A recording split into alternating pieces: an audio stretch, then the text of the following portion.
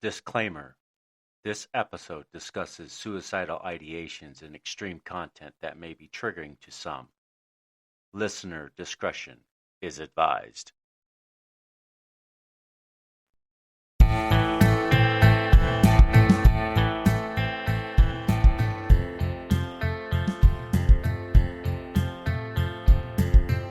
You're listening to 8158 Stories of Sacrifice, where we honor the bravery of the first responders and the families who stand behind them. Real people, real stories, real heroes.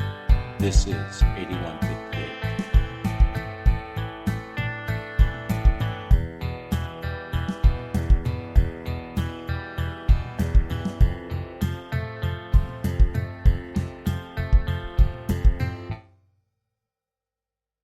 Back to another episode of 8158 Podcast Stories of Sacrifice. Today's guest is we have Billy, is a Navy veteran and also former law enforcement. Definitely has a profound story to tell. So if everybody would just take a listen and hear what he has to say, I think you would relate to some of the stories that he has to share. How's it going, Billy? Going great. Yeah, first of all, I want to say thank you just a ton for allowing me to come on the show. This is literally my first podcast as a guest. I've got several podcasts as a host, but this is my first one as a guest, and I'm pretty excited to be here and kind of tell my story. I've heard a lot about your mission and what your podcast really kind of surrounds it. Stories of survival, stories of suffering, and all of the things that go with that. And I'm hoping maybe through all of the stories that you're able to share with folks that someone out there that might hear or see something that they're not used to, or maybe there's something that they're experiencing at the same time. Maybe they hear something from one of your guests that would be like, wow, maybe I should try that, or things like that. I do have a podcast that I do myself. It's called the Day One, Week One podcast. I'll get into that a little bit later, but we do a lot of the same kind of conversations. Like you said, I am a Navy vet. I joined the Navy in 1988, which is a lot. You probably have a lot of listeners that were like, there's absolutely no way that he was in the Navy at 88 because they probably weren't even born yet. Right. But I went to boot camp. I went to Great Lakes in Chicago, 1988, and I ended my service in 1996. I was part of the Desert Shield, Desert Storm operation. All of the puns intended for that, but we still had guys that we lost during training missions, and we had guys that we lost during some of the operations during Desert Shield and Desert Storm. In fact, I was aboard the John F. Kennedy at the time. The John F. Kennedy was one of the first air wing carriers to deploy their aircraft towards Baghdad at the time. So we had some of the first sorties that actually dropped bombs as part of Operation Desert Storm. So I thought that was pretty cool. I do remember the tension that came over the loudspeaker as the captain of the ship came on. We were getting ready to start the operations that evening, and he had to basically prepare us. He's like, okay, the orders came down. This is what we're doing. And you're a kid, you're a kid at the time, and all of a sudden you feel like all the movies that you've seen where guys are going to jump off the boat in Normandy and everybody's going to die. So, all of those images, all of those fears came out during that time. And then it was very short-lived, which was great. And we had very, very few casualties, things like that. After continuing in the Navy, one of the big things that our air wing was known for, we transitioned over to the USS Saratoga. And one summer night, the Saratoga, the weapons department, they were having war games with Turkey and France and all these other different countries doing simultaneous or joint force exercises. And one of our guys in the weapons team actually hit the launch button on two of the missiles. Ooh. Two of the missiles launched. They went and hit the Malevant, which was the Turkish ship. And that was absolute chaos for about 36 hours. As a search and rescue swimmer, one of the biggest things that we had to do was taking and bringing back injured, deceased individuals that were going over to fight fires and help the wounded, things like that. It was just 36 hours of just a nonstop and you never knew what was going to happen next, kind of thing. But those are the two major things that happened. As far as my military service, I did lose a really good friend of mine up on the flight deck. Unfortunately, he was crushed by an airplane because there's a lot of moving parts. Mm-hmm. Every time you turn around, you're either getting blown down or, you got people screaming, you got headphones on, you can't hear anything. You're always, when they say keep your head on a swivel, you better watch what's going on the flight deck, because there's planes moving over here, there's planes moving over there. But unfortunately, he got run over by an airplane, and he didn't make it. So that was, you go through all those kind of things, and at the time I was like, I'm fine. But then you get to that quiet time and you start remembering, you start having dreams about it. Maybe you had a different scenario, or it ended up a different way, something like that. But that's the stuff that you get to bring home with you. I can imagine some of the stories of the guys that are going into actual combat and losing somebody right in front of them, things like that. I just, I have so much compassion for that, because just like in law enforcement, there's a camaraderie with your guys. I'm sure there's officers that are listening that lost somebody while on duty, just like you were talking about your cousin, and just what goes through your gut. I remember just one of our guys was hit by a car, wasn't injured very, very badly, did take him to the hospital. But the whole time that he was gone, we were thinking, man, I hope he's going to make it, not knowing the extent of his injuries, things like that. So after I got out of the Navy, went and became a truck driver. I felt it was a good thing to do after seeing kind of the world, was seeing what I was protecting. And I got to go to every state in the country in the lower 48. I didn't go to Hawaii. They didn't have a bridge long enough. Yeah. Alaska wasn't going to happen for me. I don't like the cold. I moved from central New York to Myrtle Beach for a reason. It was almost 70 degrees today, which was outstanding. I was out washing the cars. It was great. Too bad for my mom and dad and my brother, who still live up there. I got other family members that live up there. They're under about 3 foot of snow. And I hate it for them, but in the same respect, I've asked them several times to come down here. So they can move. That's right. They can move. Absolutely. So during my truck driving career, it really went by fast. Not a whole lot of stories from driving on the road, more or less listening to stories, because you're doing so much driving that you're listening to the radio. Man, I tell you, that's a great market for the Thin Line Rock Station to get into, is have them do that, because if somebody's running for 10 hours, they're going to listen to the show for as long as they do. That would be cool. Right. So I did that for about 15 years. Decided to move down to Myrtle Beach. I was about 48 years old, and I got a local driving job. So I was hauling wood chips from the wood mill down to another wood mill. All other wood mills, I don't know. It didn't matter to me. They filled the truck up. I took it. I got paid. That's all it was. But I ended up meeting someone who ended up being a mentor of mine. His name is Melvin Garrett. He was a corporal, I believe, at the time. And I met him at an event that they were doing. They were doing extra duty at an event. It was kind of an outside concert concept. And I walked up and just said, thank you for your service. I've always had a lot of respect. Again, another childhood, goal of mine was to get in law enforcement. I tried years prior, before I was a truck driver. When I got out of the Navy, I tried a few times. There was probably good reason I didn't end up getting it at that time, because I was a lot more hot-headed back then than I was now. Anyway, he said, man, I think you'd be good at law enforcement. Why don't you fill out the application and check it out? So I thought about it for a little bit, and then I was talking to my wife, and I said, I think I'm going to give this thing a shot. So I went in and took the physical test, which was kind of a breeze. No offense to those that struggle with that, but maybe it's the South. It's a little bit cut down or something. I do remember that Deputy Garrett told me that I was probably in better shape than 3/4 of the department at that time at 48 years old. So I thought that was pretty funny. So anyway, they ended up hiring me. I went to the police academy in Columbia, South Carolina. I was the oldest recruit, and a big surprise, I guess, to that was I was the only recruit that got the fitness award. I don't know if that's a good thing or if that's a bad thing. I didn't go in there trying to, tell everybody, look at me. My thing was, hey, I'm the old guy, and I don't want you to think that I can't keep up with you, I guess is what it is. Right. So my whole thing was, I need you to be able to, from the outside, if you're looking at me coming in and we're going into a situation, I didn't want my partners or my teammates to look at me and go, hey, Billy, you can stay over there by the car. Just cover us, that I couldn't hack it. So my thing was to work as hard as I could to make sure they knew I had their back. And it's that way today. That was my motivation. It was never to make someone look bad or be like, hey, look at me. I'm 48 years old and I can run circles around you. That was never my issue. It was always, hey, if you got something going on, I need you to know you can trust me.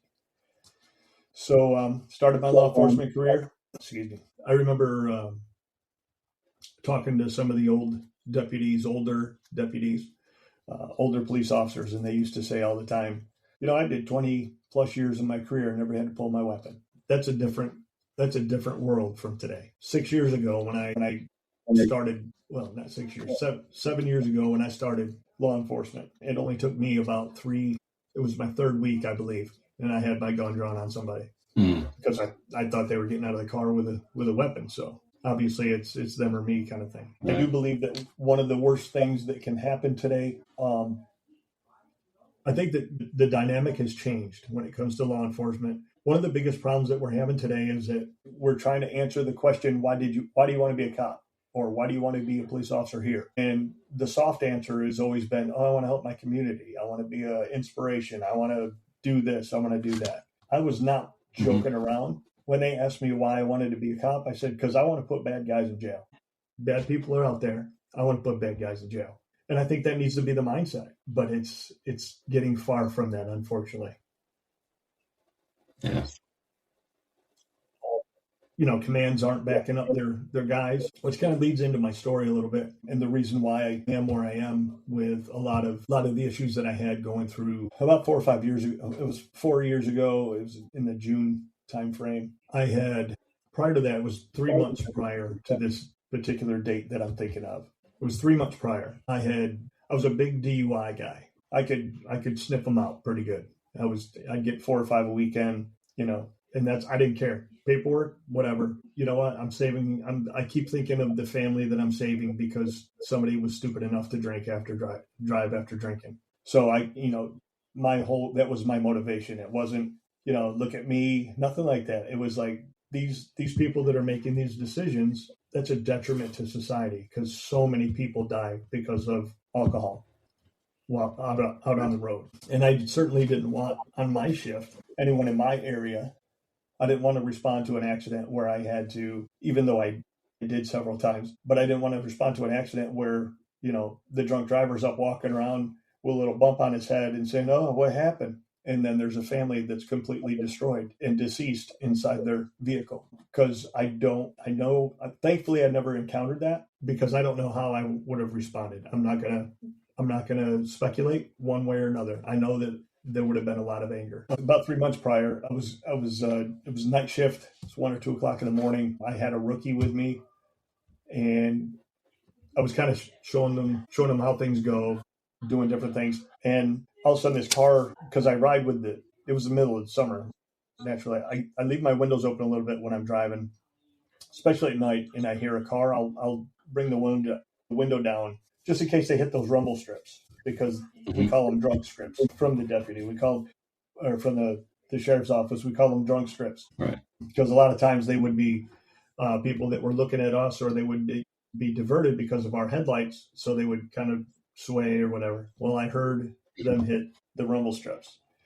And I'm like, okay, man. I said to my trainee, I said, okay, here we go. You're going to get your first DUI. Let's go. And I did the U-turn. Now, I didn't have any PC yet. All I heard was that, so I had to get up behind them. So obviously, I get up behind the vehicle, and they're using both lanes. I mean, just both lanes, all the way over to the left, all the way over to the right. Just they're all over the road, and it was pretty easy. This was going to be an easy one of for someone who's experienced at doing that. That was going to be a hey, how you doing, man? You smell like alcohol really bad, And the next thing they know, they're like, yeah, I had a few to drink, So I told them, I said, this is your turn. So we get ready.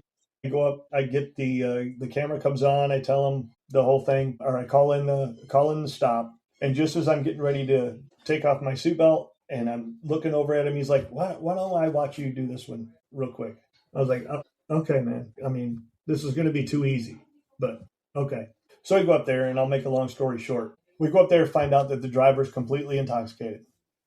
Well, trying to be a nice guy, I said, listen, not only was the driver, but also the passenger. I said, listen, I'm not going to tow your car. You got a passenger. I'm not taking your passenger somewhere. I'm taking you to jail. So if you can get somebody here to get your car and your friend, I won't have to tow it. It won't cost you that extra 150, 200, 500, whatever it costs them.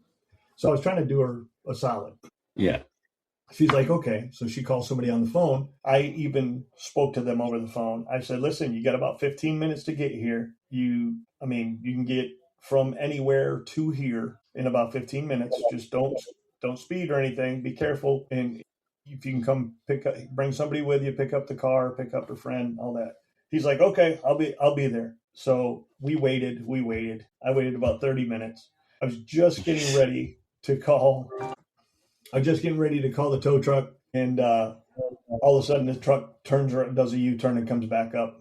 And he pulls up in front of the suspect's car. And then I could see, because there was other vehicles coming through the headlights, there was only one person in the vehicle. And I'm like, this is not good. What's going on? So I start walking up there, and he gets out of the vehicle, and he's pulling up his britches, and he's doing all that. And instantly I could smell alcohol on his breath.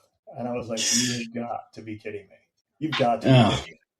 So she's already in handcuffs in the back of my car. He gets out of the vehicle. I looked at him. I said, hey, man, have you been drinking? He goes, well, I was in the bed. I said, yeah, but before you went in the bed, were you drinking? I mean, I had a couple, I'm like, you had more than a couple because I smelled you when you got out of your truck.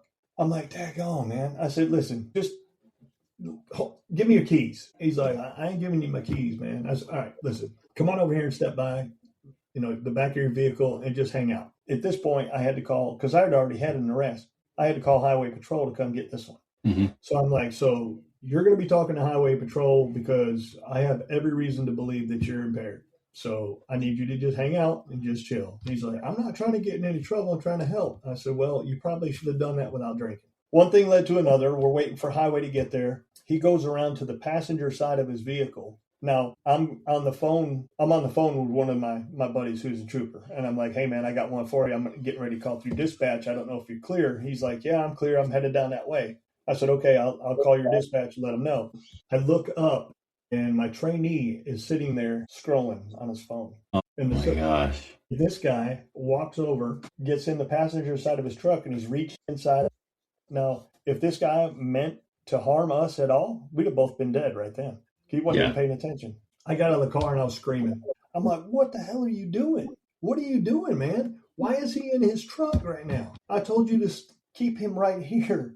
And he's just sitting there scrolling on his phone. And I just almost lost my mind. So now I'm angry because he was an idiot.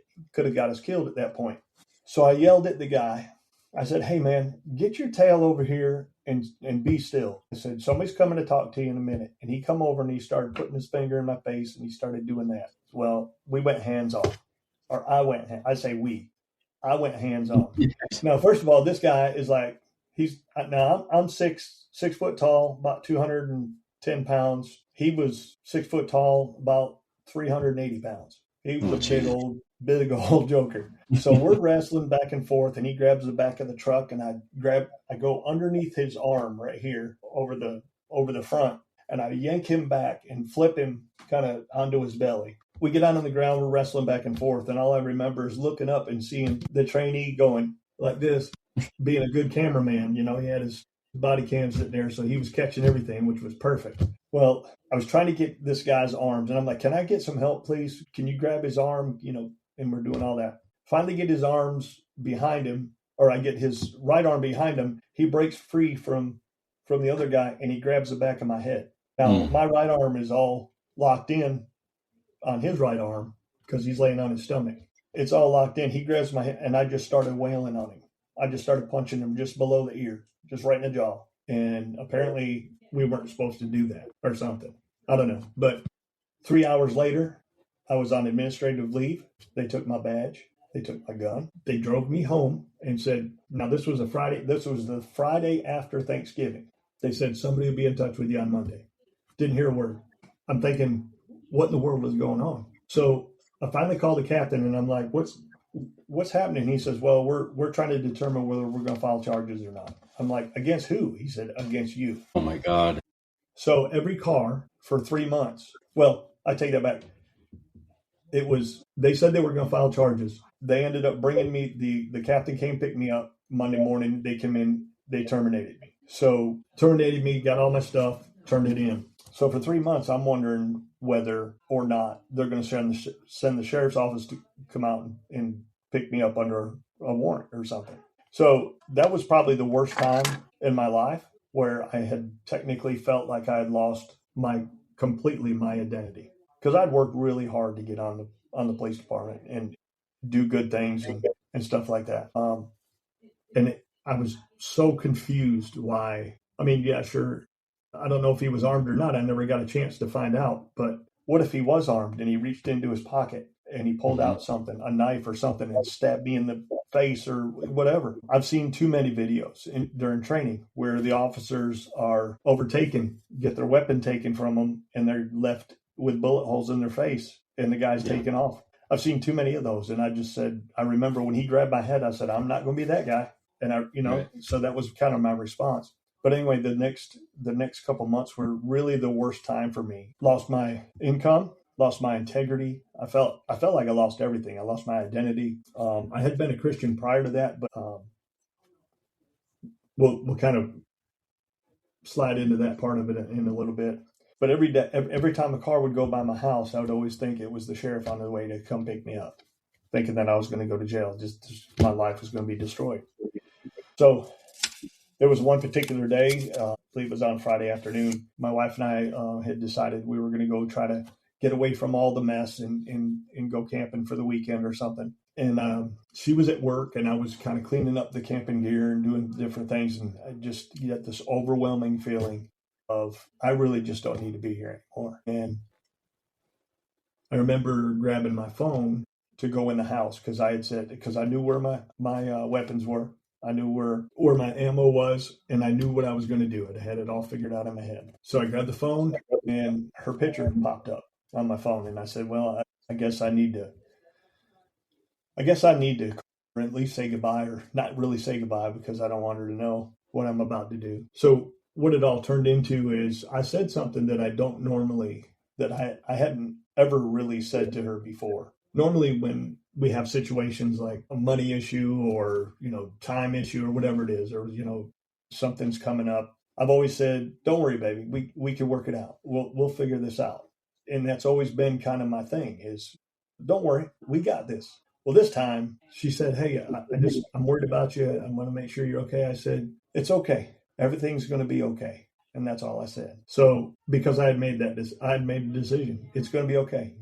You're going to have the house paid off. It's going to hurt for a little while, but the house, these are all the things that I'm justifying in my head. Mm-hmm. So I walked in the house, I set my phone down, walked in to the bedroom, got my gun out of the drawer, emptied it out except for one shell, did the whole, took my magazine out, and then started walking in. Our back bathroom has a big glass stand-up shower in it. And I was going to go in there so that there wouldn't be mess everywhere. I was trying to be considerate. Anyway, I started walking in the back room, and all of a sudden I hear a knock on the door. And instantly I got angry because I had felt like I had conjured up enough courage to pull the trigger when really I was scared. I was scared to death of what I was doing. I was kind of numb, to be honest. But anyway, I was mad because somebody was interrupting me. And I remember I took my gun, put it back in the drawer. I walked out, opened up my door, and my buddy Steve was there. Steve is a 78-year-old Vietnam veteran, 82nd Airborne, tough as nails, but he's also the most compassionate, most caring father figure that I have down here at the beach. We go to the same church. He knew me from that. Mm-hmm. I have basically given up on all avenues of trying to have God fix it, things like that. I just figured I was done. So, but anyway, he's at the door and he just looks at me. He's got that goofy smile on his face and he goes, hey man, what are you doing? I said, well, actually, like I said, I was mad. So I was like, nothing. What's up? Like, what do you need? I'm super busy right now. That was kind of my attitude. I was just like, what's up? And he goes, well, I'm just going to say it like this. I don't know what you're going through. I don't know what's been going on, but you're going to come out here and we're going to go pray and we're going to go talk to Jesus about what's going on. And that was literally my day one, week one of my life. That's what started the healing and the understanding and knowing that everything about what we feel is the worst part of our life or our day is so temporary. It's so temporary. Because here's the thing, the point that I'm trying to make to a lot of folks that when I tell my story, 8 months later, I go in front of the board in Colombia and they're reading the reports and they're watching the body camera footage and they're watching all this other stuff. And the charges of misconduct and abuse of force and all these things that were coming my way. And they looked at them and they said, I have no idea why you're standing in front of us. You did your job. If it was him or you, I would certainly hope you would have chosen you. Right. You did everything you were supposed to do. They were trying to take my certification from me, all of that. The agency was. They were trying to do all of that. In Colombia, because in South Carolina, everybody goes through the same academy. It's not separate. Every single person that goes in law enforcement goes to one academy. And they have a training board that you stand in front of on a day like this where they look at it. So chiefs and sheriffs and legislators, they get on this great big Zoom call. There's 17, 20 of them, something like that.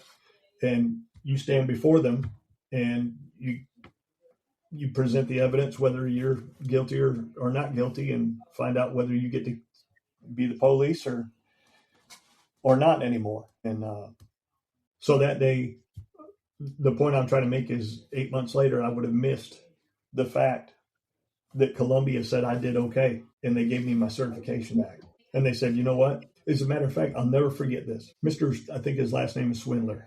And I'm not, if he's listening or sees this, I pardon if I said it incorrectly or said it wrong, but I think his name was Swindler. I remember at the end of it when they asked if I should be able to receive my certification back. I remember him standing up and saying, "Continue the good work, son. You're doing a great job." And that just, I was in tears leaving there because I felt not just vindicated, but because I had felt like I knew the whole time I didn't do anything wrong. Right. The kicker to this whole thing is during that 8-month period when I was waiting to find out if I was going to go to jail or lose my certification or anything else. This guy who spent 22 minutes in the jailhouse for disorderly conduct, this guy that I punched in the face, that's all he got was a disorderly conduct charge. He spent 22 minutes in the jailhouse, paid a $150 fine, and he was free to go home. 2 months after that incident, he shot and killed 2 people, point blank dead. So, it's a weird world. So fast forward, I find out from Colombia that I got my certification back. I felt that I was going to be vindicated. Indications were kind of showing that. So I reached out to another agency and was like, hey, listen, I'd love to be able to do this one more time. They said, let us know when everything comes out. Send us the email, send us everything, and we'll do it. I did that. It was probably 3 to 6 weeks after I've gotten my official paperwork saying that everything was going to be discharged and expunged. 3 to 6 weeks later, they put a badge on my chest and said, yeah, you can be the police here. I worked there for 3.5 years. Just had transferred into Beach Patrol. The Beach Patrol, I tell you, because of my time in the Navy, Beach Patrol was right up my alley. With the opportunity, because you get to be ocean rescue certified, all that kind of stuff. And I want to tell you a quick story. It was so funny. So we got a call of a naked man out on the beach. And I remember my buddy and I were standing next to each other. And his truck was closer than mine because we got to drive our trucks up on the beach. And he says, hey, jump in the back. Let's go get this joker. And he's rolling down the beach and he's got sirens going and everything. And we got to wear shorts and, but we still had to wear our vest and all that. But anyway, he had his window down and we got the sirens going and everything. And he's going over these dunes, right? And I yelled down to him. I said, hey man, can you hear the music? And he says, what? I said, can you hear the music? He said, what music are you talking about? I said, it's Baywatch, baby. Let's go. And he lost his mind. He tried to shift it off to get me to fly off the back a couple times, I think. He was embarrassed. So much fun, though. We had so much fun on Beach Patrol. Yeah. So a lot of really good stories, of all that. But one of the big reasons that I decided to not pursue that any longer, and I basically got out of law enforcement about a year and a half ago, is that I see that every agency, at least that I've around me, they were starting to come under, because as soon as they come under any kind of scrutiny from the media, all of a sudden they're like, "Oh, we're going to change that policy. We don't want to be a part of that." There was a lady that was driving a car, same, the whole thing with you fit the description. Well, the car fit the description, but the tag was off by a couple numbers. Now it was pretty close because they had two of the letters, one of the numbers were in it. So they wanted to confirm. So they did a felony stop on the car. That young lady, she was 16, 18 years old, something like that. That young lady went to the media. She ended up with about a $2 million judgment because of she was, fear and trembling because she thought, that the police were just targeting her. They put me in handcuffs, talking about all the stress and everything. So I see all this stuff kind of moving, and I'm like, there's no room for somebody who does the ask, make, tell anymore. Or there's no room for that. Because if I said, "Hey, man, I need you to step out," and they're like, "I'm not getting out of the car," there's no more conversation, So I always tried to bring some kind of calm to chaos. But there were sometimes when I walked into a situation where it was so chaotic. I mean, you're not going to walk up and start whispering to folks. You gotta get in control of that situation. So, but anyway, that's kind of my story. So what that turned into was the nonprofit. Gave me a new passion, new understanding of really what I want to do, and that's help my brothers and sisters to understand the stigma that's involved. Is because I didn't ask for help. I didn't ask anybody. I was feeling worse. In fact, I was more disconnected from anybody at that point than I was ever in my life. I didn't call my folks. My wife and I barely spoke at all. I felt an absolute total failure at that point. And I wasn't going any farther. I wasn't going to try to make it somebody else's problem. Right. Isn't that what we do? We don't want to bother. Right. We want to keep it to ourselves and handle it our own way. Absolutely. Well, either I'm going to make it or I'll find a decision or do it a different way. And I never asked for help. Nobody had any idea. I put on that face. Right. The people that I knew, most of the people I knew at that time, because no one in law enforcement was technically allowed to really talk to me because I was, I'm the black sheep at that point. So. Mm-hmm. So I understand, excuse me. So I understand the full nature of why somebody wouldn't ask for help if they're struggling during some stuff, because if they do take that badge and they take that gun, there's no guarantee you ever get that back and you don't get looked at the same afterwards. So one of the big things that we're trying to do with the nonprofit, I actually put it on the radio station today. I talked about, I was challenged about 3 years ago when I said, once I got my certification back and I got back into law enforcement, and I said that should never happen to another officer. A brother or sister of mine should never have to go through that again. So I was talking to a firefighter one day, and I'm like, "Yeah, we're gonna eliminate the stigma that's associated with asking for help." And he was a captain, so he had about 20 something years. And all of a sudden he gives me, puts a smirk on his face, and he's like, "Really? How are you going to eliminate the stigma? They've been trying to do that for years. What makes you so special?" Great question. I said, at the time I was like, "You know what? I have no idea. But I'm going to try to find a way." And it truly challenged me. So over the course of the last couple of years, I've really trying to put into perspective what I believe would be a helpful solution. And one of the things that I'm trying to grow or trying to build is a resource center with day one, week one. So what would happen is it would be no cost to the first responders or veterans. Let's say you got an active duty firefighter, just got done with a house fire, horrible scene, He's really struggling with it. Everybody's kind of struggling, not really talking about it, but he really feels like if he could reach out to somebody and be like, man, I really need some help coping with this, instead of calling EAP or going through, going to talk to one of his buddies, getting into a situation with a supervisor where a supervisor sees he's kind of acting out or doing something. I mean, because they're getting trained now. The supervisors are getting trained now to kind of see when somebody's off so that they can pull them out, give them a fit for duty. And as soon as you do that, I mean, that again, that's the stigma. What we're trying to do is make it anonymous. So compare it to getting your teeth whitened. The only thing that your coworker or your supervisors are going to realize in the next couple months is that your teeth are whiter. Well, in this case, your coping skills are better. You're able to handle stress a little bit better. You seem like you're able to keep your schedule on time. You're doing it. You know what I mean? So I think by keeping it anonymous is what we do is we say we make the stigma anonymous. So you reach out to us, we don't reach out to anybody. You just come to us, get the help or the service that you need or whatever you're asking for, and we help you to get better. A better officer, a better firefighter, a better EMT, a better dispatcher, a better nurse, a better coroner. It doesn't matter. Wherever you need the help, that's where we want to be.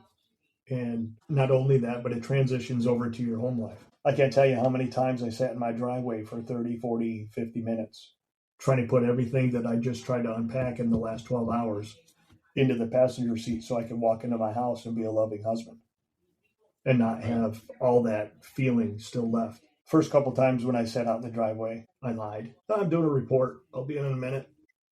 Wasn't that at all, because I was trying to push all that away. So yeah, there was a lot of changes. With that. So the first thing we did was we started a podcast. We brought in some folks that are mentors in my life, and they come in to kind of told their stories back and forth. And it's kind of evolved within about 6 months. It evolved into, you know what, I'm gonna go ahead and do a nonprofit and get registered so that I can raise money for folks that need help doing different things. So we started paying off mental health bills. Mm-hmm. We started sending couples to marriage counseling so that they could restore their marriage, have that solid foundation at the house. We started helping with family counseling, the whole dynamic, dad's coming home in a bad mood, we don't know why kind of thing. So we've got partners that we work with to do that. Also the financial side of everything. We help with budgeting. We help, if the goal is to be debt free.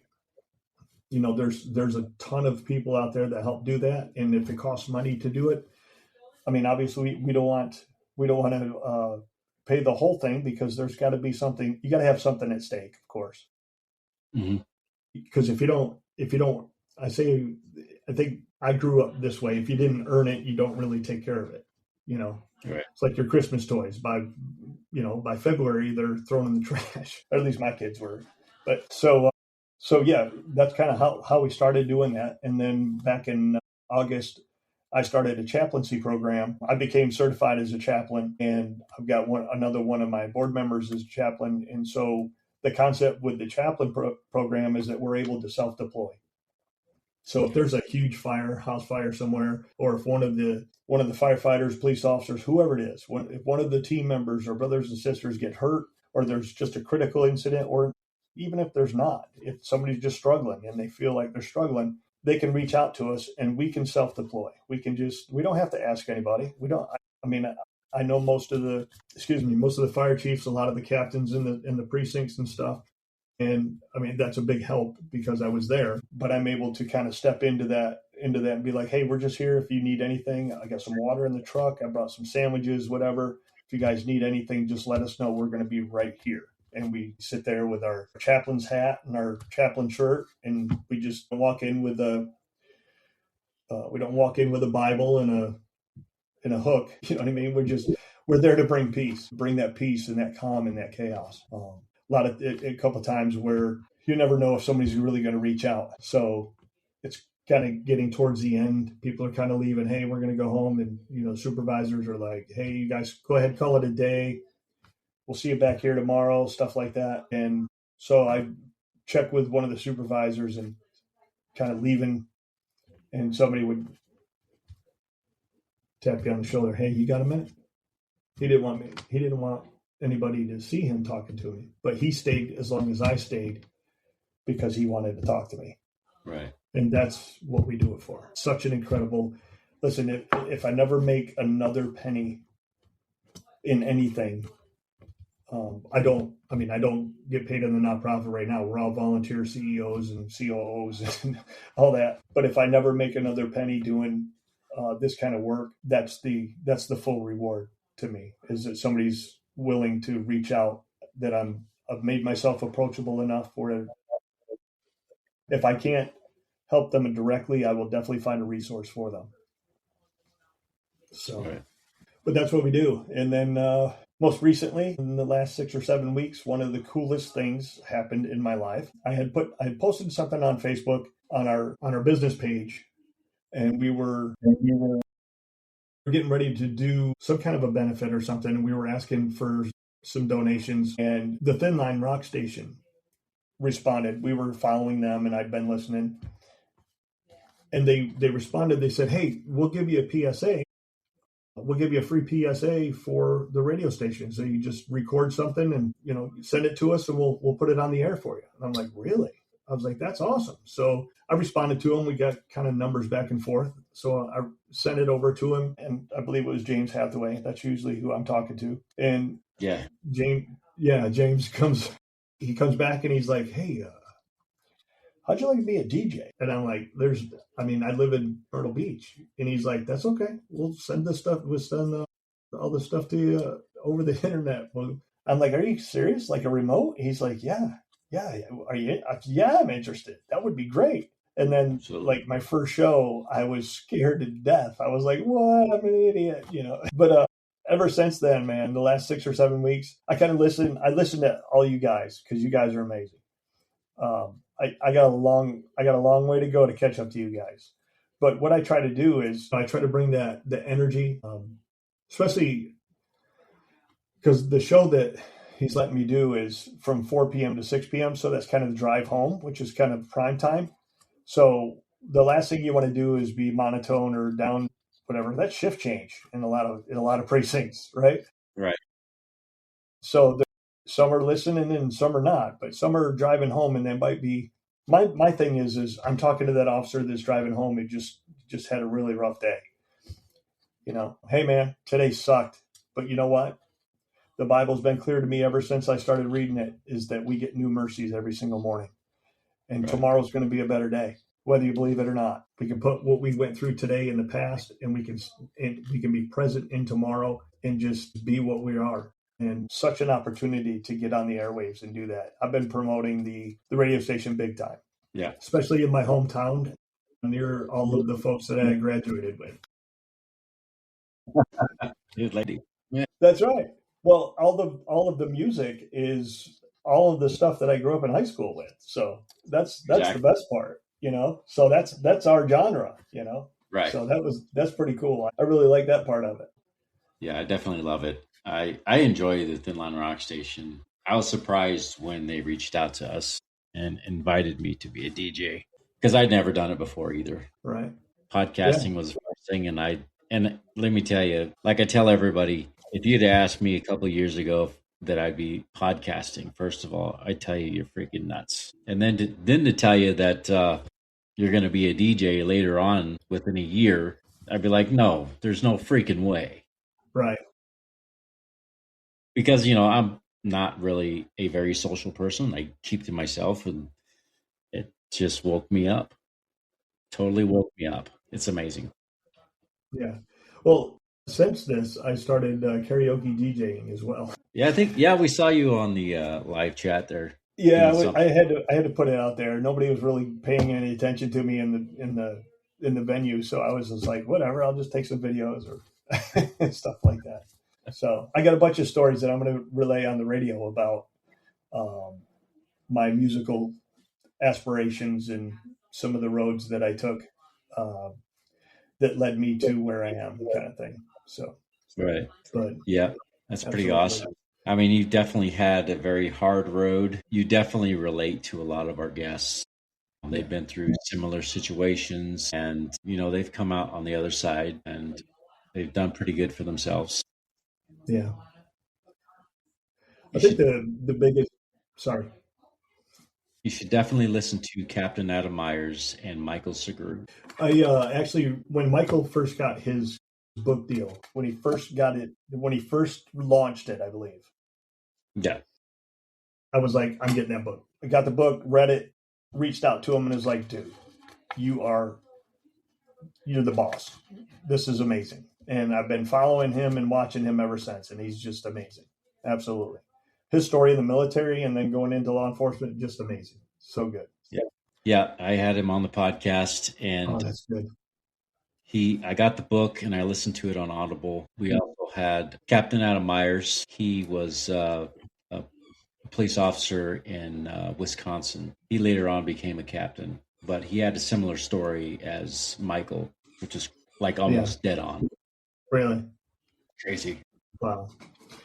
Well, the year before I stepped out, I was involved in a shooting. And because of the situation, the suspect didn't survive. I mean, you shoot at the police, you probably shouldn't expect to, but he didn't survive that situation. Our agency did have something in place. It's called law enforcement LEAP. So it's law enforcement assessment program or something like that. And basically what they do is they send you for 3 days to go and go through like first day we sat around the table. Everybody said, why are we here? My partner that was with me that night, he actually got hit in the head with shrapnel, and I thought he was dead. So the story goes, we get called to the hotel because one of their patrons did not show his ID. So we went and talked to the lady, the clerk, co-owner. She says, I want him out of here. Our policy is we got to know who's in our rooms. That's our policy. He's breaking our policy. We want him out. We go up, knock on the door. Hey, man, not a big deal. She just wants you to leave or provide your ID. It's not a big deal. He's like, I've already paid for the room is already paid for. I'm not going anywhere, is what he said. I said, okay, you're really making this harder than you need to. So we went down and tried to set it up or explain it to her. Hey, I mean, can you just let him, come on, just overnight and then we'll work on it tomorrow, whatever. And it was like 7 or 8 o'clock at night. And she's like, no, I want him out. So we go, okay. So we get the key, the master key. We go up there. We open the door. We don't touch it after that. We just let it open a little bit. And then he yelled out, you're not coming in here. And then he slammed the door shut. I remember looking over my shoulder and seeing my corporal. And he's like, yeah, give me a second. So we called LT. LT said, breach the door, get him out of there. They want him out. He said, I'm on my way. So we waited or tried to talk to him for another 20 minutes, 30 minutes. I mean, it seemed like forever, but it was maybe 20 or 30 minutes. I remember yelling out to him because I was the first one next to the door handle. I remember yelling out to him, come on, man. I said, you know what? I'll pay the difference. I'll get you a refund and I'll pay the difference. Just make this easy on everybody. He wouldn't respond. So we waited a few more minutes. I remember the guy across from me, dude, don't promise that you're going to pay. I'm like, well, I would though. And he's like, I know, that's the problem. You would. So I was just trying to put an end to this whole thing, right? So then finally the LT gets on scene and he's like, all right, let's go. Let's get him out of there. Now, we didn't have any of the steel shields in our vehicles at that time. They came very quickly afterwards. They came very quickly afterwards, but we didn't have any steel shields to breach a door like that with. So they hit the lock. My partner hit the door, kicked it open. I stepped inside the door. I was fully in the threshold of the door all the way. And I'm scanning the room. I'm looking for him. I remember seeing bed, counter, and then all of a sudden, bang, bang, bang, bang. I'm like, what in the world? So I pull back out, and when I do, I look, and I see my partner laying on the ground. He's got blood all over him, and I'm thinking that he's dead. So my instinct, I remember taking my finger, putting it in the trigger well, and I said to myself, I'm going to have to kill this guy. I started back in, and the corporal grabbed me, yelling, take cover, and these on the radio saying shots fired. Well, we ended up getting my partner out of there. Come to find out, he had only had shrapnel. I say only. but it made him bleed like a stuck pig, for crying out loud. I thought he was, I thought he was a goner. So all of that, and 3 or 4 hours later, the suspect ended up posting up a shotgun on top of the refrigerator in there, started shooting at the SWAT. SWAT was not having it, so they just lit the place up. But it's after that incident, there was this huge, agency's going to take care of you. We got to do the brief, all that, and then they sent us to. They sent us back out towards Columbia to go through a debriefing process for 3 days. And you sit in the room, tell why you're here. You're talking about it, going through all of it. And your spouses get to go too, because it was so traumatic for my wife that night. Somebody had texted her and said, hey, I heard that there were shots fired, officer down. Is Billy okay? Mm-hmm. And she checked my location. Against my better judgment, she had my location. She checked my location, and she found out that I was in that spot. So I missed probably 40, 50 phone calls and about 300 text messages because my phone was in my vehicle, which was right in the middle of the shooting zone. So I wasn't able to go back in there right away. So approximately 4 hours later, one of my buddies who was a trooper, and he came on scene, I was like, hey, man, let me borrow your phone real quick. I got to go call my wife, let her know I'm okay. And I just said 3 things to her. I just said, I love you, God is real, and I'll see you in the morning. And she just had this, I could hear this relief kind of because she heard my voice. So that was good. She said she wasn't happy that it was a number she didn't recognize.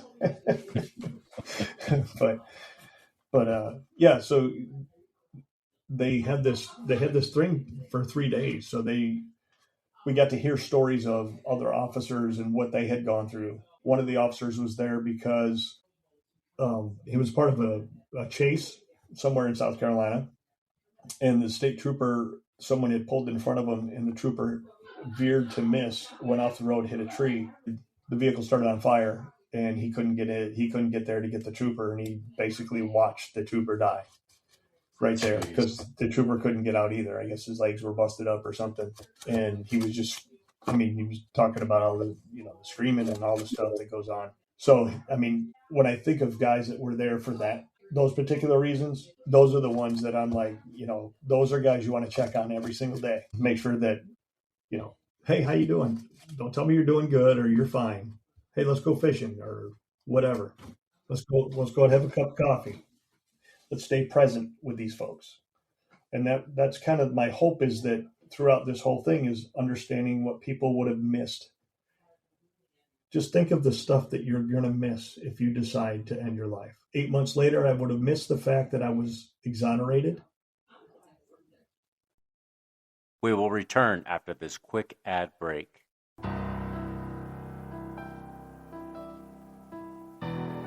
The William H. Bill Butler Jr. Foundation is on a mission to honor first responders and support those who serve. We provide scholarships for families who have lost a hero in the line of duty, offer second chances to juvenile offenders who are working to rebuild their future, and help new recruits pursuing careers as first responders.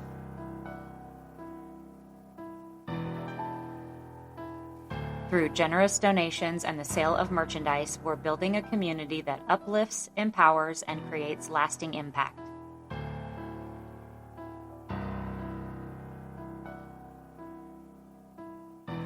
You can be a part of this mission as well. Visit 8158podcast.com to donate or shop today. Together, we can support those who serve, honor those we've lost, and give hope to those who need it most.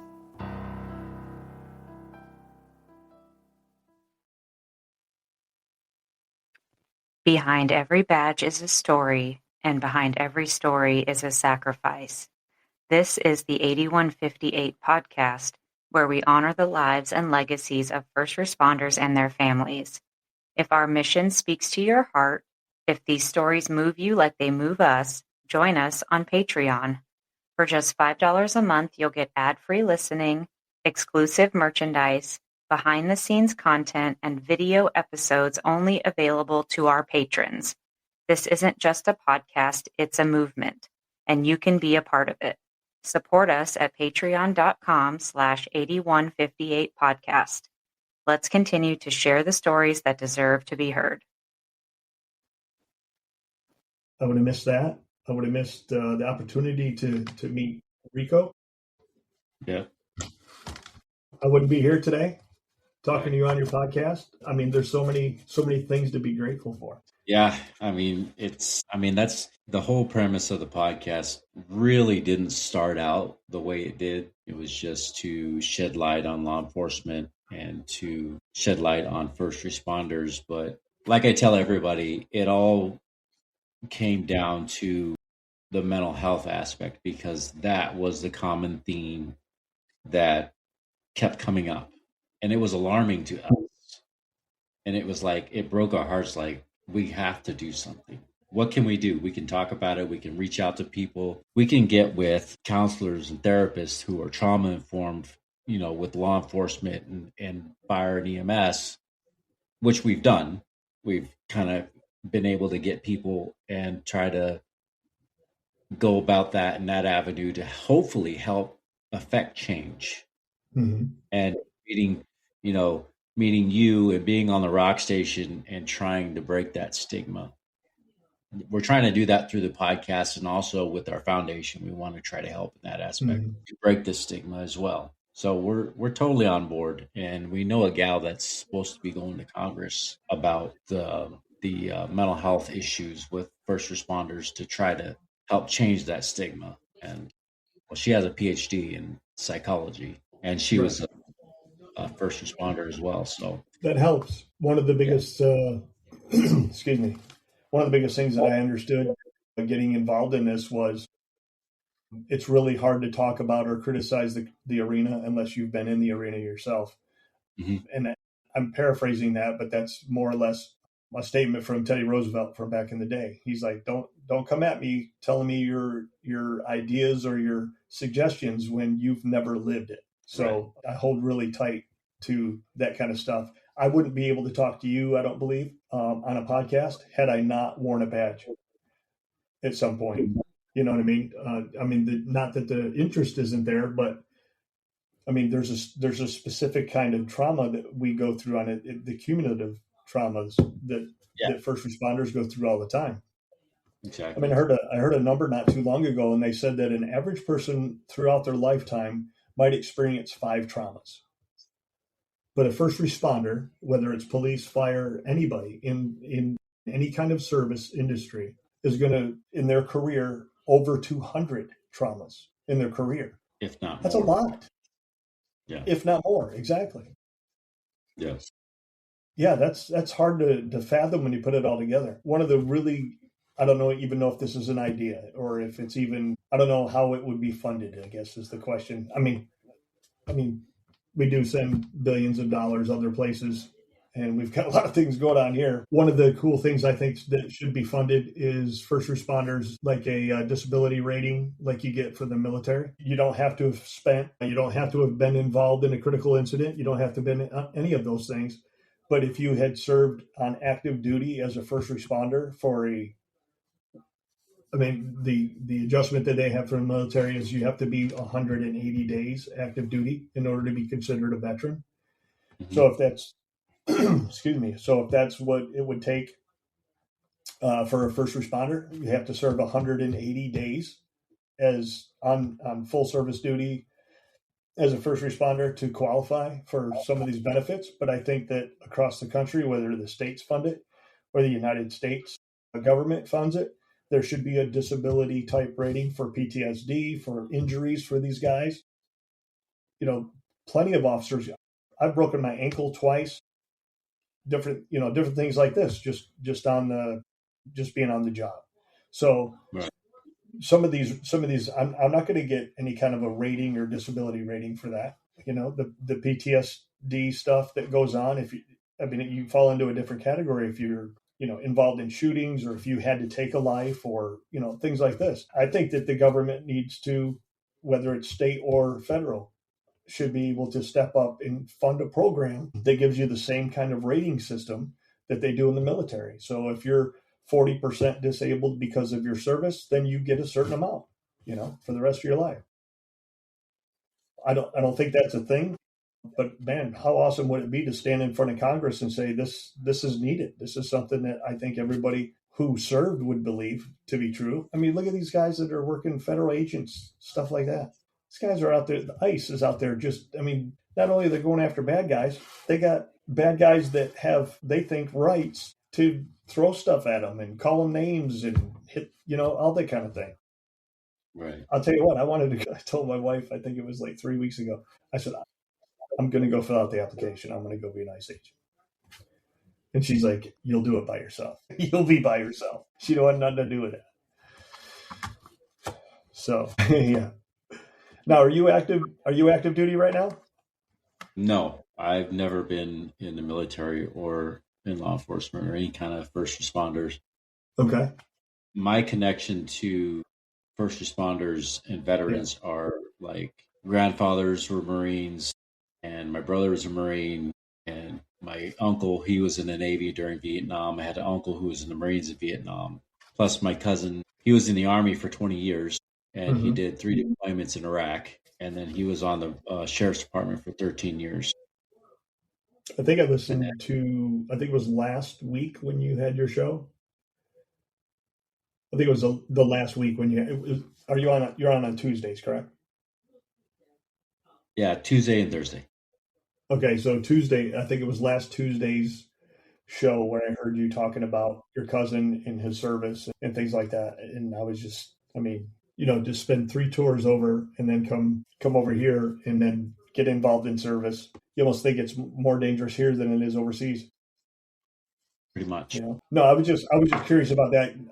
I knew your connection with your cousin. I know that's the 8158.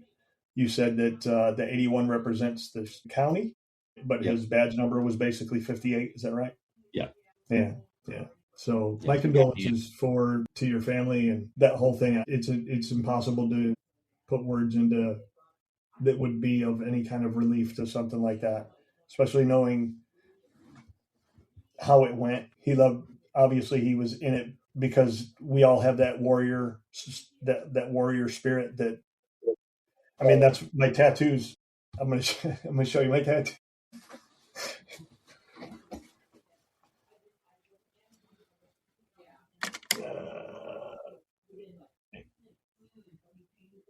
Yeah. So first ever on a podcast, we're going to show tattoos.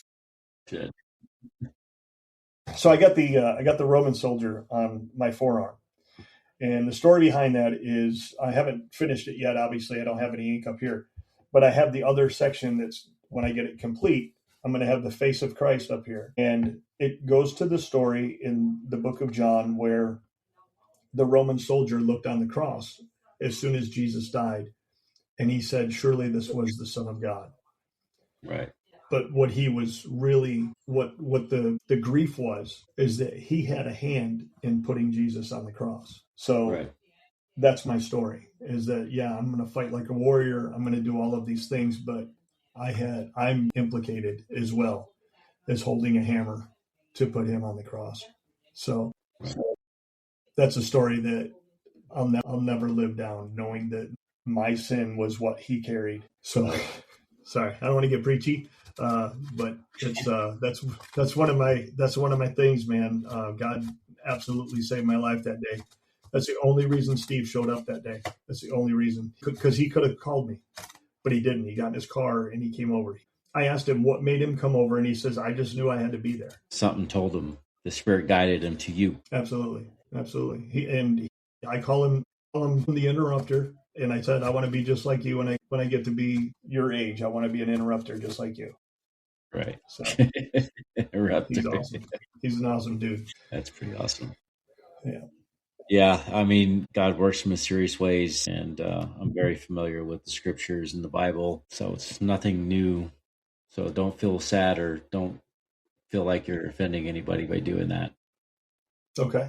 That's good. Well, I do it on the radio too. And I asked James if it was okay. And he goes, "Dude, if I ever tell you that you can't do that, then you probably shouldn't be on the station." And I was like, "I thank you." He said, "You have free will to do that, man." So I did tell him, I said, "You're probably not going to hear a lot of politics out of me," which is good. He says, "Good, because we don't do politics." And I said, "Perfect." I said, "But you are going to hear the name Jesus a few times." Yeah. So he was good with it. Yeah, I know sometimes I get a little weird and wacky sometimes, and that's just the way I am. I don't go by scripts or nothing, and I just go off the cuff and remember stories and talk about them and just all that kind of stuff. Well, what I like to write some stuff down just in case, just to kind of keep me on track, because I can, as you can tell, I can get in the middle of a story and they go, "Oh, remember butterfly," and get Yep. off track real easy and kind of lose the point. So I want to try to keep that, especially when there's people listening and they're like, "All right, dude, get to the point. What are you talking about?" Right. You know. So Get to the punchline. yeah, that's why I was listening to a regular. I say regular. You guys are the professionals. I'm just the amateur acting like one. Um, some friends of mine that are on the country radio down here, country radio here in Myrtle Beach. They do this thing in the beginning of their show because they're like, I'll be there from 10 to 2 or whatever. Hey, coming up, I'm going to tell you about such and such. They don't say it for like another 3 segments, and I'm like, dude, they do it on purpose to keep you tied in, which I think is awesome. Yeah. So I think I'm going to start doing that. Maybe I'll forget one time. You have to tune in on Thursday. Sorry about that. Yeah. So you're doing Tuesdays and Thursdays, you said? Yes, for Okay. 4 hours apiece. That's awesome. Yep. That's awesome. So I just got Mondays and Thursdays. Well, I had Mondays, but then he asked me to do Thursdays from 4 till 6. Okay. And I think he's trying to get a full 4 hours somewhere. I was actually going to ask him if I could do, I don't know if there's a 1 hour segment. Maybe there is, maybe there isn't, but ask him if I could maybe do a 1 hour Sunday morning show or something. Just go ahead. Yeah. Hey guys, have all the cops bow their heads while they're driving, stuff like that. I mean, they work around the clock, so I mean, That's right. Yeah, yeah. My wife's on Monday mornings from 8 to noon, I believe. Right. Yeah, I heard her this morning. Yep. Yeah. Yeah. Yeah, her and her Also, bantering. that's awesome that you both get to be a part of that, which is cool. Yeah, she is just as big a part of this whole operation as I am, because without her, I couldn't have made this possible. She's the brains behind the operation, and I love her for it. Yeah, absolutely. You should co-host, and then you can really put somebody in the hot seat, sitting between you two, and you could be like bouncing each other. Yeah, we have co-hosted a few episodes, and depending on who they were, some people she was interested in, and right now she's doing other projects right now, or else she would probably be co-hosting. But yeah, we got some other projects going on that we're working on. So right. Yeah. So like I said, this is my first time.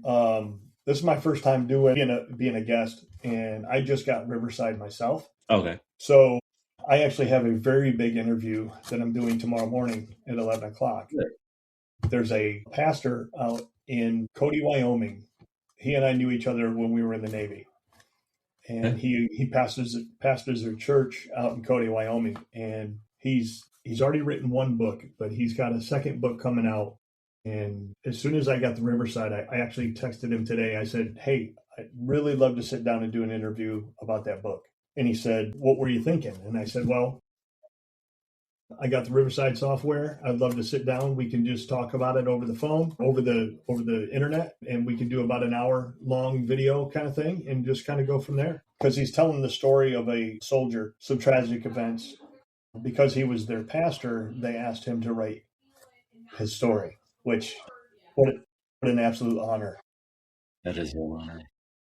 Also, he is a hospice chaplain, so that can never be fun. So yeah. He was the hospice chaplain for this young man. He's telling his story, and I'm going to ask him about it. He released a book yesterday, and I went immediately to Amazon and I picked it up, and I'm probably going to get a bunch of different copies and just giving them to folks. Yeah. Just hand them out. Yeah, just hand them out and be like, this is a story that'll just absolutely, it'll either crush you or, because he told me some of it. We Went on the phone and he talked to me about it. So tomorrow we're actually it's a big interview. So I'm hoping that everything works correctly. Right. So yeah, I'm pretty pumped. Right. That's pretty awesome. Yeah. Definitely would like to hear that. Day one, week one. Yep. Day1week1.org. We're on Facebook.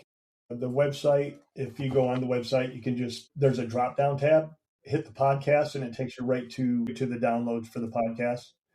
This one actually is going to be different. This is going to be video. I'm probably going to put this one on Rumble. Okay. I'll probably put it on Rumble and YouTube. The YouTube one, though, I'll probably do just short videos. Like yeah. Yeah. And then I'll have the full video on Rumble. Okay. Yeah. So that's kind of what I'm thinking. And I also have a company that's in California that's been doing a lot of our social media. So they've kind of yelled at me about how many times I'm posting different things. They're like, you can't flood the market. I'm like, well, somebody needs to hear about us every day. They need at least one time a day. They need to know that we are here and that we are visible and all of that. So they're stuck on this 3 times a week thing. And I'm like, no, that's too small, especially today. The attention span of people is too light. Yeah. You gotta have it every day, at least 1 or 2 posts a day or something. Yeah. You got to keep their attention, keep them coming in. Like a daily devotional. Yeah, because every day, I know Brianne, she's posting stuff on TikTok, Facebook, and Instagram every single day. I posted a picture that I got from AI. My show on the rock station is called 2 Hours Off Duty. So I went to AI and I typed in create an image of a police officer taking off his vest, and it did exactly that. He's got his vest about halfway off like that. So I took that image. I put the rock station emblem up there or logo up there. I put our logo up there. I put down tune in every Monday from 4 to 6. Went into Canva, made that up and put it on social media. So loved it. I'm getting really good at this stuff. Yeah, that's what you got to do to promote. I mean, we're going to be promoting the rock station as well as our podcast. We are hosting a first responder vendor event in Paravel, and that's only like 14 minutes from us. We have an Italian chief from Danville, which is in Boyle County. We have the sheriff of Boyle County, K9, and we're doing it at the American Legion. So they offered to let us use their building as a charity at no cost so that we can build money for the foundation. Right. That's awesome. So, yeah, we have food trucks and everything coming in too. So, oh, that's neat. That's really neat. It's pretty awesome. And this is the first one we're doing. And we're going to promote the Thin Line Rock Station while we're there, hand out cards. That's where I don't know if you've seen the picture of the flag. That's why we got the flag. I did see that. I'm pumped about that. Man, how cool would it be if they had somebody that could like fly out there? Like, I mean, James or somebody just fly out there and be like, yeah, one of the station managers and blah, blah, blah. And just have it blasting in the background kind of thing. Yeah. Right. That would be cool. That would be pretty awesome. I did find out today that if you ask, I've got a new Alexa Dot in my office. Uh-huh. And if you say, Alexa, play the Thin Line Rock Station on Tuned In. The Thin Line Rock Station from Tune In. Welcome. I don't know if you can hear that. It's not water, right? It doesn't clean as well. 80% water? Automatically it starts playing. How cool is that? Yeah, that's really cool. I Googled it. Alexa off. I Googled it real quick to see if we could get it on, if I can get it in the office while I'm doing my work, and I can listen to it every day, all day. So, but you have to say at tuned in. At tuned in? Yeah. Once you say that, I think it goes to the tuned in streaming services. So worked out really good. Another thing that we're doing is we're going to Wilmington for a mental health awareness conference. Salty Paramedic, he is going to be a guest speaker, a keynote speaker at this conference. So we're going to be there. Hopefully we can talk to him. Yes. 26, 27. Yep. I'm going to be there. We will be there. You're going to be there? Yeah, me and two of my board members are going to be there. Okay. Well, we're going to be there as a podcast, so we're going to be in the podcast room. That's awesome. That's awesome. Yeah.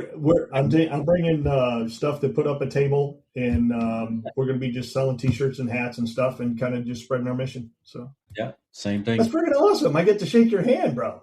Let's go. Yeah. And one of our guests is coming with us. So we had a guest on here. She's coming with us. Nice. That is so awesome, dude. Now I'm really excited about February. Really excited. Yeah, because we will be. That's amazing. Because the lady that's coming, she started out as a firefighter. She did, and I just released her podcast last week. Her name's Tamara Yoder. No, it comes out tomorrow morning. I'm sorry, it comes out tomorrow morning. Her podcast. It's freaking amazing. She's just so talented and so knowledge. She's got so much knowledge. I'm intimidated when she's in the podcast room.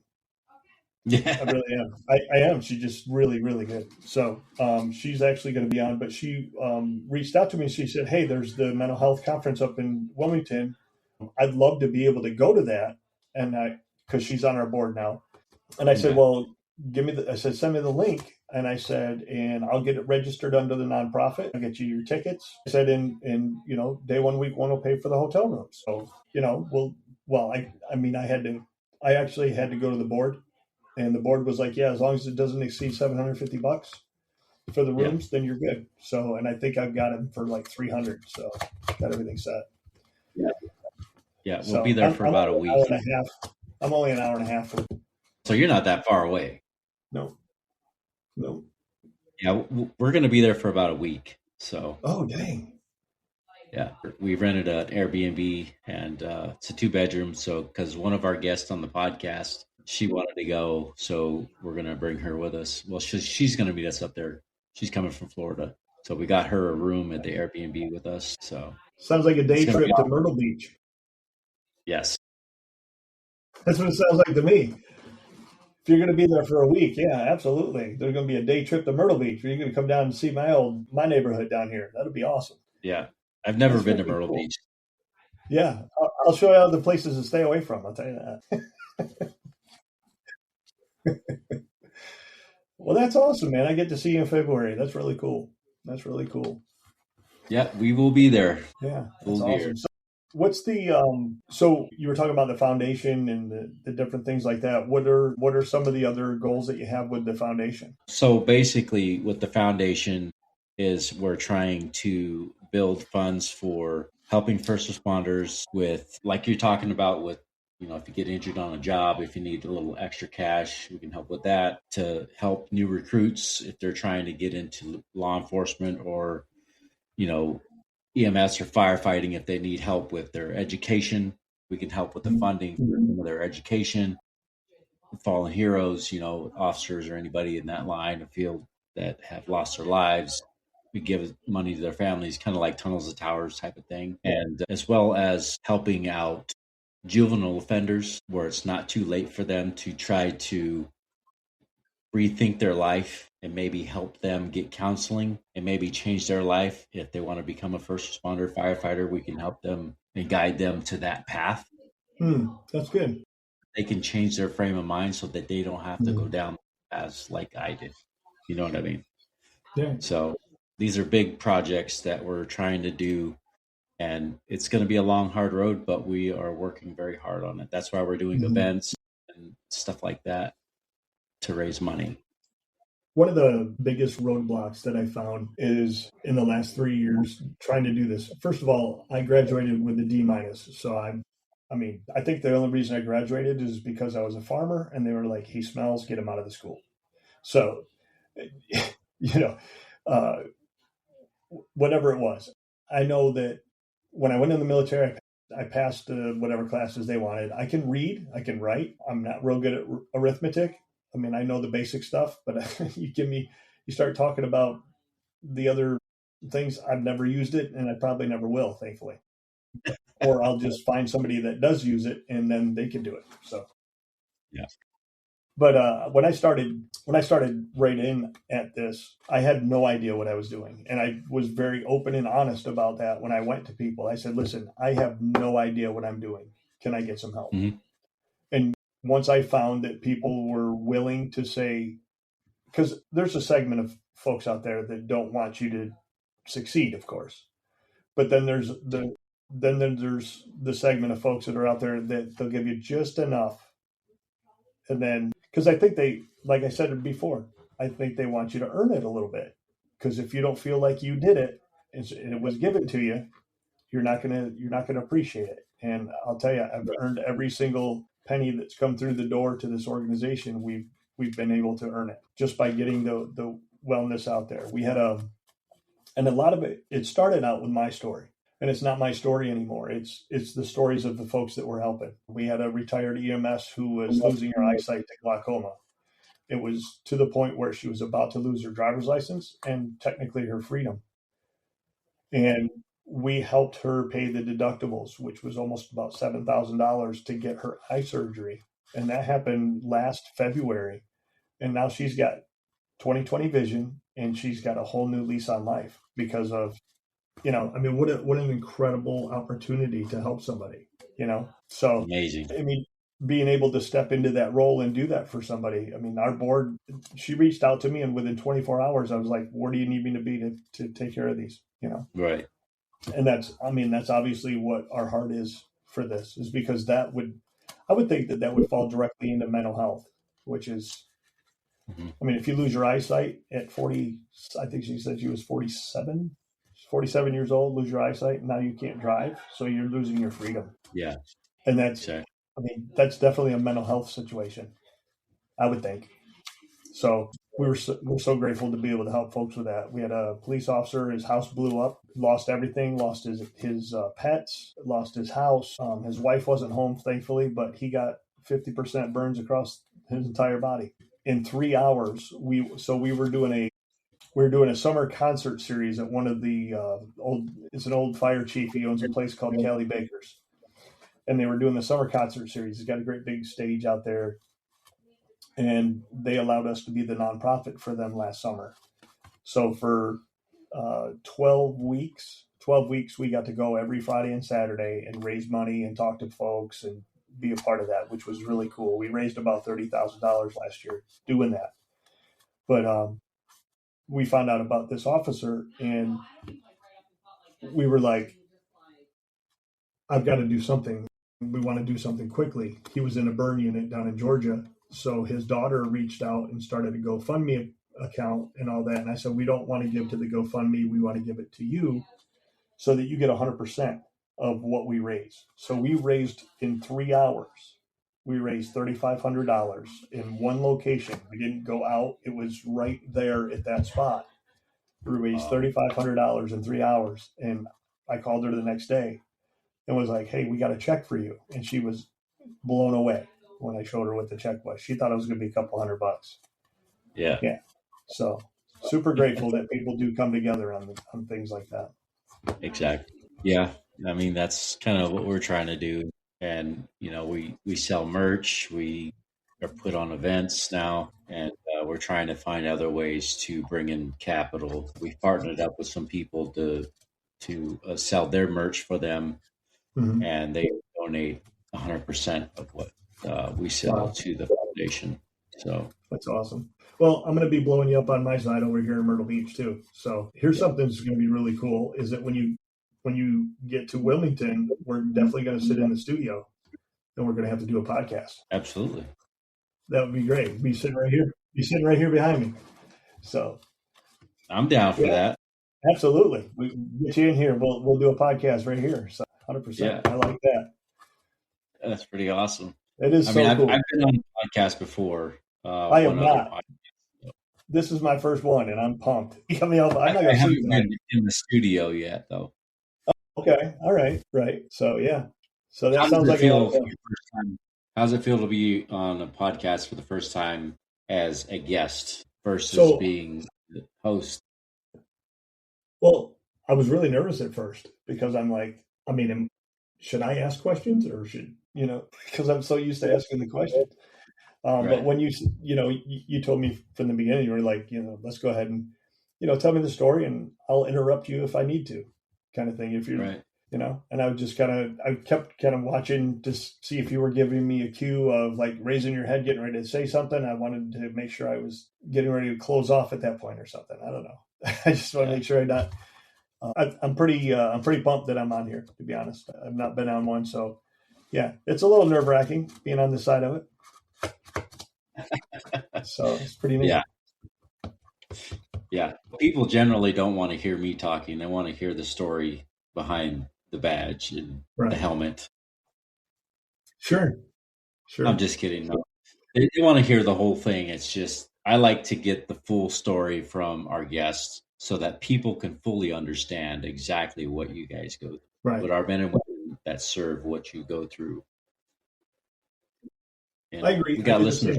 I do the same thing when I'm, I'll start it off, hey, where'd you grow up? What was your inspiration getting involved? Did you have a mentor in your life that kind of inspired you or kind of led you in a certain direction? And then it goes into, are there any experiences that you feel comfortable, sharing with us? And then I just sit there and I just sit there and be quiet and just let them. The cool thing about it is on the Audible podcast, I don't know if you get a chance to go and check them out. On the Audible podcast, not on the last 3 or 4, but most of them, when someone starts telling a story, if it's an emotional story or something like that, we put music in there in the background, just a little bit in the background, just to kind of help with that. Just kind of grab all the senses instead of just, and I was doing that on this last one, the last podcast I did that. There was some first she was reading a letter from someone that she was talked about. This is why I stayed was the name of the letter. Mm-hmm. And then she very, very much got emotional after she read the letter, and you could hear the passion. Why are our brothers and sisters taking their lives and just wasting everything that we've worked so hard to achieve? Yeah. Things like that. And still feeling like we're not worthy to stand anywhere and receive any kind of recognition. There's just a personality out there where it's that servant's heart, so exactly. I mean, you can't get more genuine than that. Absolutely. Well, I'm gonna have to make a trip out to Kentucky. Let's see, when I was driving truck, my gram, she passed at 94. She was one of the strongest women I ever met in my life. When I was driving truck, I went through Louisville, excuse me. Yeah. Louisville and Lowell. Yeah, you gotta say it like you got a mouthful of marbles. Right. Got it. Well, I think Churchill's Downs is right around that area, correct? Yes. It's okay. right there off the highway to, what was it, 264 or 65. Okay. When we were growing up, like I said, I grew up on a farm. I grew up on a dairy farm. And we had horses and cows and pigs and chickens and all that kind of stuff. And every year we would watch the Run for the Roses. We'd always watch the Kentucky Derby. Did that the whole time growing up. So one of the goals I always had was to take my gram to the Kentucky Derby, and I never got a chance to do that. Mm-hmm. But when I was driving truck, I went through Louisville or whatever you call it there.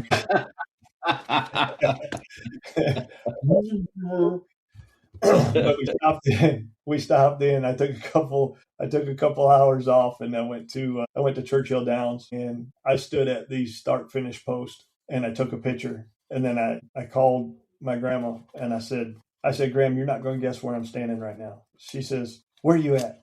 And I said, I'm standing at the start finish line at Churchill Downs. I said, we've watched the Run for the Roses, and I said, I'm actually here touching the gate. And she says, and she started crying. She was like, that is so amazing. It's just the whole childhood thing. So I ended up getting her a pillow from the shop up there. It says Run for the Roses on it. But yeah, that was a great moment. So I wish I could have shared it with her, of course. but she wasn't going to get she wasn't getting in my rig, and that's a long road back. Yeah, I know what that's like. I've been driving truck for 20 years. Have you? Yeah. So are you local now, or? Yeah, I started out over the road and doing OTR. Now I run for a pallet shop. We just run pallets to like all of the manufacturers for like Ford, Toyota, and Walmart, Kroger, Sure. all the bigger companies. So we just run pallets back and forth to their warehouses and bring all the bad ones back and bring them new ones. And that's all we do all day. Now And I'm home that's not what's that? And I'm home every night. Oh, see, yeah, that's the important part. Also, you're going to warehouses in most cases, so you don't have to worry about short docks and all that kind of thing. I did a lot of different stuff. I started out with dry van, then I was like, no, I want to haul a reefer. So I got on the reefer side and started hauling frozen vegetables to California, and hit the checkpoint down in New Mexico one time. Thought I was going to end up in jail because I couldn't remember the combination on the back of the lock. And oh my gosh, he was like, it was the Border Patrol, and they were like, dude, you better open the back of that truck or we're going to have an issue. And I said, I don't remember the lock. You're standing there looking at me with a daggone M16 pointing at my face. What do you want me to do? I can't remember it. So, but I finally got it open. As soon as I hit the lock and it opened, he grabbed my shoulder and pulled me away. And then the guy jumps in there with his, he's in there jumping on every box. It was a load of watermelons, for crying out loud. He's jumping in there. He's like, clear. I'm like, no kidding. But I thought the whole time I was going to go to jail just because I couldn't remember that combination. It was crazy. You're bringing a lot of stories out of me, man. I remember this stuff in a long time. I drove for Ruan. You ever heard of Ruan? Oh, yeah. Yeah, we got them out here. Yeah, I drove for Ruan out of Holiday City, Ohio for the Menards Distribution Center. Okay. I worked for Menards for like 4.5 years. And then I did doubles and triples for FedEx for a while. But that was at night. Yeah. That was. Yeah. There was yeah, I can imagine. Doubles and triples, I hadn't tried that. I did do doubles a couple times, but they were double 53s. Yeah. And that's in Montana. I did double 53 dry vans, and then I did double, what do they call them? Well, it's flatbeds, but was it the skateboards, I guess they call it, right? The B trains? Yeah. They used to call them skateboards or something. I don't know. But we were running double out of Montana going into Denver and back. We were doing a lot of that. I had a lot of fun. I had fun driving. I had a lot of awesome people. I will say, I thought I was going to actually lose my license one day. So when you're out west driving, like Midwest, or not Midwest, but West, Montana, Wyoming area, you don't encounter a lot of enforcement out there, or at least you didn't back then. Right. I was 3 weeks in before I even touched my logbook. And I'll never forget, I was coming down the hill. I was headed to Grable, Wyoming. I don't remember the route, but I got off, I think it was 25 I got off. And I got off the route and I was headed to Grable, right to the foot of the foothills of the Rocky Mountains. And I'm heading that way, and I come over this hill, and as soon as I cap the hill, I see this guy. I see a car down in one of the rest spots. And this guy in a big orange jumpsuit doing like this with his flags, just as I come over the hill. And I was still, I mean, you could see probably 4 or 5 miles down the road. I was probably a good mile and a half away from him yet, and he's still waving. So I remember, like I said, first thing that came to my mind was, man, this is going to hurt, because I hadn't touched my logbook. And I pulled up alongside him, and I'd been driving probably for 16 hours at that point. And he says, hey, man, how's it going? I said, man, it's fantastic. How are you doing? First thing you want to do is give him a good attitude, right? I said, everything's fantastic. He says, all right, man. So get your paperwork ready. I'm going to go do a quick inspection. I'll be right back. And I remember leaning out the door, and I said, hey, can you do me a favor? He said, what's that? I said, can you grab that creeper? Do a real good inspection? I said, I might get $100 if I pass it. And he goes, yeah, I guess I could do that. He says, why do you really want me to do it? I said, because I got to catch up my logbook, man. And he started laughing. He started laughing and walking away. But I was honest with him, right? I showed last 7 days off, and then I had started driving 3 hours ago from Buffalo, Wyoming, which was, I don't even think there was a light in that town. Right. Saying that I'd spent 7 days in Buffalo. And he comes back up. He says, "Let me see that damn logbook." He goes, "So you spent a good 7 days in the Buffalo, huh?" He says, "You probably know every single rock that's in that station, don't you?" And I said, "Yes, sir." I said, it's a great area for with a lot of history or something like that. And he goes, "Yeah." He says, "You're going to be history if you don't sit over there and take a 4-hour break." I said, "Yes, sir." So he could have tuned me up pretty good if I didn't. Yeah, he was in a good mood, thankfully. But he said he liked my attitude. That's why he let me go. Yeah, I remember those days over the road. I didn't do that again. I run flatbed. You did flatbed? Yeah, I run. We still do flatbeds. We do vans Oh, and you do? flatbeds. Oh, nice. But I get paid extra to do flatbeds. Okay. You don't have to mark them, do you? No, they're just pallets. Yeah. Well, you never know. If we have to strap them, we get paid extra for that too. Right. This is the first job that I had driving that I got paid by the hour and by the mile. Oh, wow. Plus the extra for the flatbeds. They give us a per diem for the mileage. Okay. It's only like cents, but it still adds up after you do 2,000 miles in a week, you got $400. That's non-taxable. It's per diem. Right. Plus your regular check, and you get paid by the mile plus overtime. So yeah, absolutely. I mean, I don't want to say it's not a hard job. Being home every night certainly helps. That's when you're gone for a month and a half, and then you come home for 4 days, and you're gone for a month and a half, and you come home for 3 days, and you're gone for a month and a half. It makes it a little tight. Yeah, it's not fun. No, that's why they're in such need of truck drivers nowadays. So, yeah. Well, hey man, I'm looking forward to February. Absolutely, me too. For sure.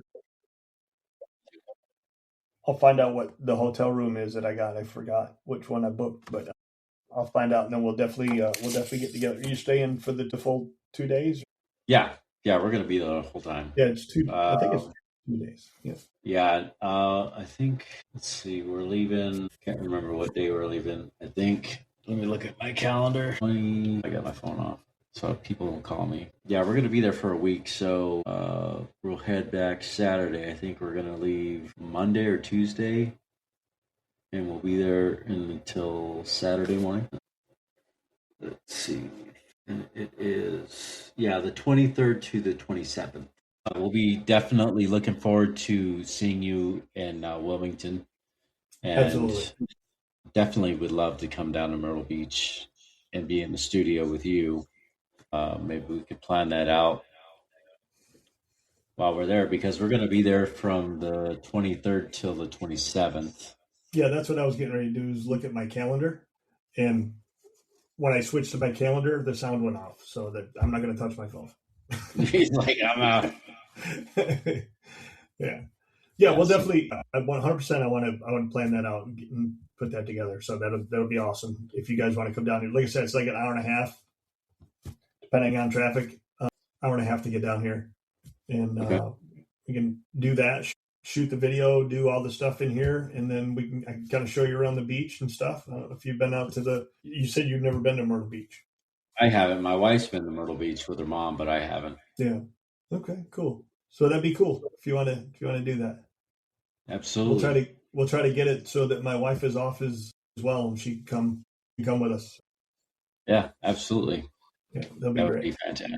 Yeah, it was great talking with you. I'm glad you come on here finally, and I'm trying to get more of the people to come on the podcast, and I won't mind going on their podcast, even though I'm not a first responder, but I do have a lot of connections to that world. Mm-hmm. Like I said, my family, my grandfather was a police detective. Right. And a little bit of history about my grandfather, Papa Bill. He was a motor patrol in the younger days, back when Kennedy was president. And he was part of Motorcade in Berkeley, California. Really? That's awesome. Yeah. I'd seen all the pictures and all the books. That was one of the things that I always gravitated towards, because I always liked the books. And he had pins on it, and it had the pigs and the police outfits and all that stuff. I thought it was so funny. I love it. Absolutely. That's good stuff. Good history too, absolutely. So I'm going to have to schedule, I'm going to have to send you a request and schedule you for my podcast. Yeah. And then we'll do one in the studio and one on here, because the studio podcast goes to a different area.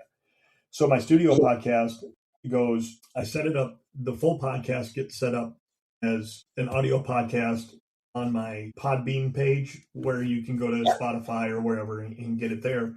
But then the video portion gets cut up into sections, and I use those as reels and different things to try to draw people in. I'm just now getting started working on the reels and getting those in. So that's mainly what I do with the video part. Because I'll be honest, I'll sit here and talk for 2 hours like we've been doing, but I don't think I would ever sit down and watch 2 hours unless the content is so intense. Kind of like, right. What's his name there? Sean Ryan show. I mean, I'll fall asleep watching his stuff. I don't know. He came out of nowhere, and he's got the best podcast show out there. So, right. But this is exciting that we have an opportunity to get on the internet and kind of share stories. It's exciting that I'm pumped, because you're sharing stories of first responders and veterans out of respect for family members and for your cousin. And I'll be honest, it's an honor to even be here. The fact that you wanted me to come on is pretty incredible. Thank you very much for that. I'm honored and I'm humbled to be able to come on. Hopefully I didn't ramble on too much and make it seem like I'm boring folks or anything. I'm working on the one-line funny parts to try to keep people engaged. So, but there's also those very serious moments as well. So, absolutely. But so I look forward to February. Definitely want to be able to shake your hand and talk to you face to face. That'll be awesome. Outstanding. We will be there. I'm excited. Well, we're going to have a table up and everything. I don't think I'll be doing any podcast stuff. Are you going to be doing podcasts there while you're there? We might have it up. We might just be talking, and we're going to be selling merch and stuff. We'll have our own table. I think we have 2 areas that we have. I got to get back with them. On the registration thing. Make sure that we're good to go, because I remember sending them. I haven't heard anything back yet. Through Pierce Provisions or whatever it was. Yeah. It's right at the college. Yep. Yeah, we're going to be I think 2 or 3 blocks away from there. Okay.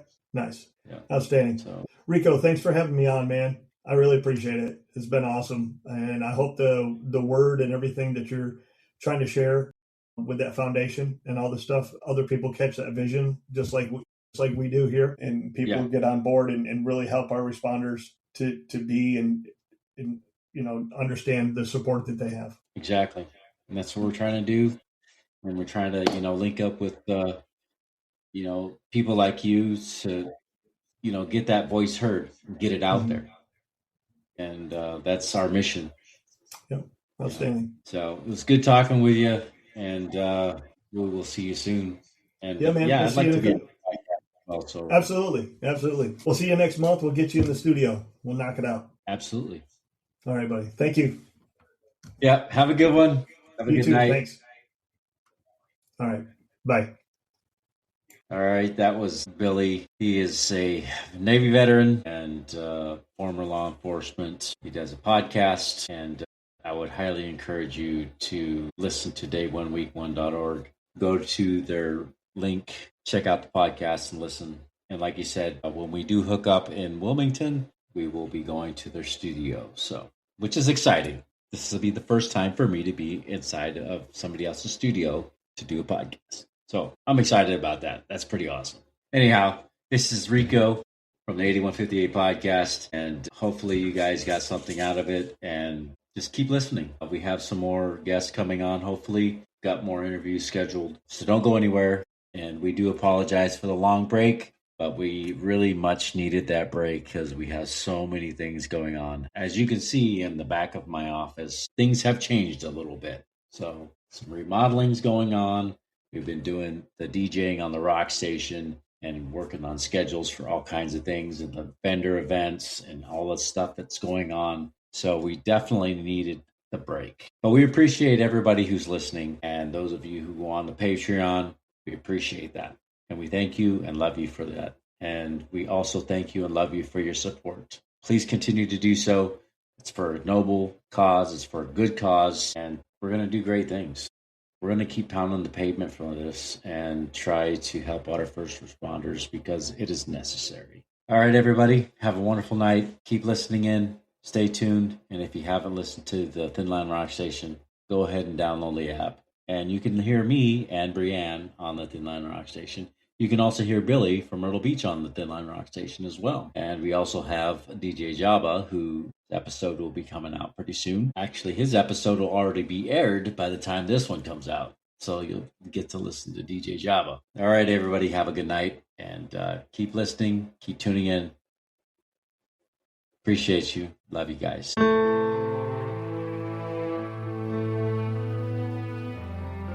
Thank you for joining us on 8158 Stories of Sacrifice. Every story we share is a tribute to the courage and resilience of first responders and their families. If this episode impacted, encouraged, or inspired you, please subscribe, leave a review, and share with someone who supports first responders. Follow us on all social media platforms at 8158 Podcast for updates. 8158 Stories of Sacrifice is a team effort. Rico brings the stories to life through casting, writing, original music, and editing. Brianne Shipley as production manager, handling booking, social media, graphics, promotion, marketing, website management, and logo design. Please visit our website at 8158podcast.com. For questions, collaborations, or to share your story, our email address is contactus@8158podcast.com.